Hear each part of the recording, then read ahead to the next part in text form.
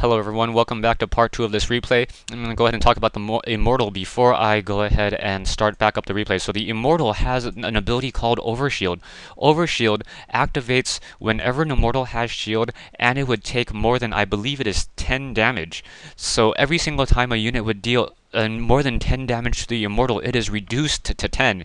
And that is a very, very large number and something very, very difficult to deal with, especially when majority of my units over here are now Marauders. Marauders dealing 10 plus 10 versus Armored, but that plus 10 versus Armored is nullified to 0. And additionally, Siege Tanks dealing 60, so that is a 50-point reduction right there. So a Siege Tank trying to fight off against a single Immortal, the Immortal will definitely win, but the Immortal, I believe, is 4 food. Yes, it is 4 food, so 2 Siege Tanks versus 1 Immortal, and I think the Immortal would still win.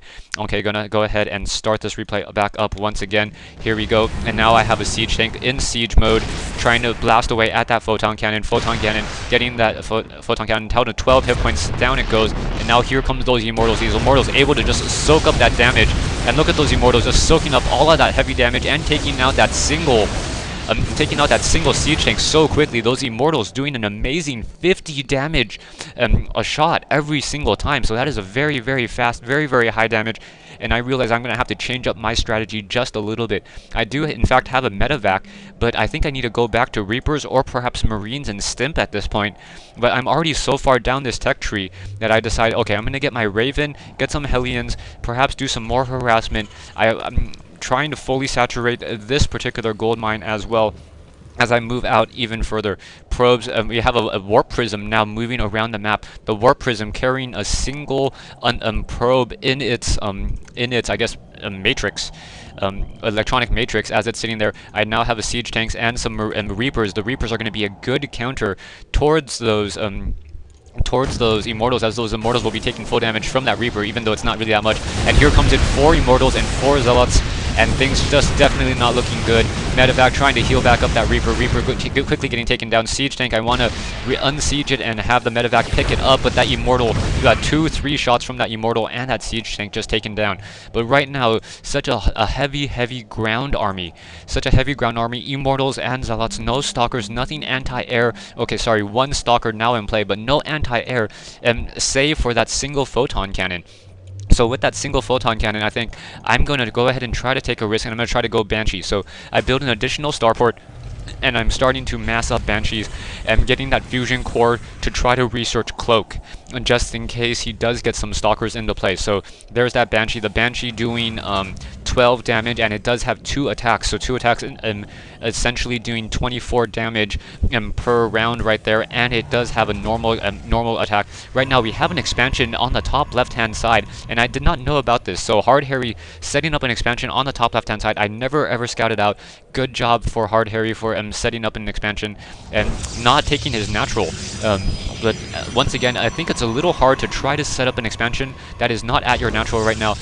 Transform to Warp Gate. Warp Gates are not currently, the Warp Gate research has not been researched. A little bit surprised by that, as there's so many pylons around the map, and if you get in a single pylon out here on this island, essentially island location or island expansion, you can warp in an army anywhere you need to at any time. Right now, Hellion sitting out here trying to see what the total food count is. Is there a way? Army counts. So yeah, 64 versus 72. I'm a little bit ahead, but not by much. And I think, and I think Hardhairy has a better unit combination right now. I'm still trying to mass up my Banshees. Only have 2 Banshees. I have 2 more queued up or currently in production, and 2 more being produced right there. And looking to just really try to help me out right now. Mule, also, I called down this ability called Extra Supply. What this lets you do is you can drop additional supplies, increasing the supply depot output of target supply depot by an additional 8. So if you notice over here, here is a lowered supply depot, and it has that little blue extra thing on top. That means that this one supply depot actually provides me 16 supply, and so does this one. So these supplies depots do in fact add more supply.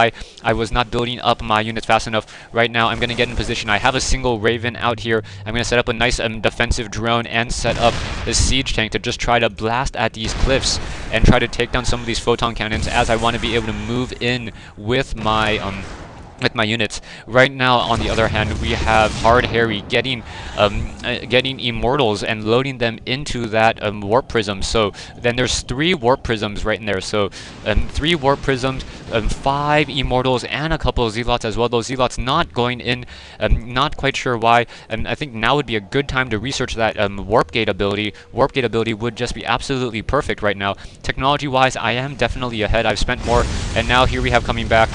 Helion's trying to come in, trying to perhaps do some harassment. Not going to really work. I'm going to drop a defensive drone right here. Try to protect that, but the defensive drone does not stop any melee attacks. So that defensive drone up in the air right now, and being able to protect any of these units right in this position. I should perhaps bring in some Reapers and try to take down that one particular unit right, or one particular photon cannon right now. So here comes that army, 2 immortals, and some zealots. So very, very large payload coming into my base.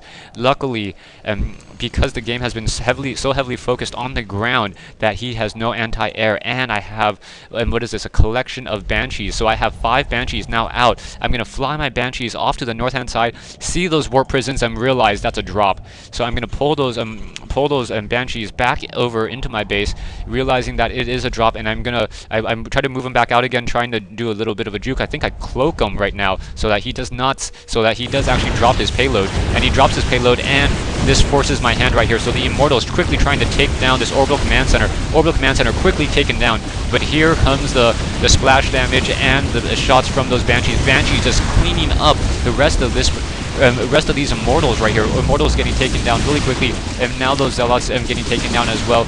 Not getting picked back up by those warp prisms. No micro, 4 Zealots, and they are taken down. So my main base has pretty much been destroyed. Luckily, I did try to set up an additional expansion over here. I still have orbital command, so I just move all of my SCVs from my main to this natural expansion right here, and I'm going to move out with these Banshees right here, this army of 6 Banshees up in the air, trying to figure out a location that does not have any photon cannons, and here it comes, and Hardhairy says GG. So go ahead and finish up the game. So hope you guys enjoyed it. Hope it wasn't just the same old game that you guys have been seeing from me. Thanks for watching. Thanks for listening. Yep. Stay tuned for more replays and more games from StarCraft 2 beta.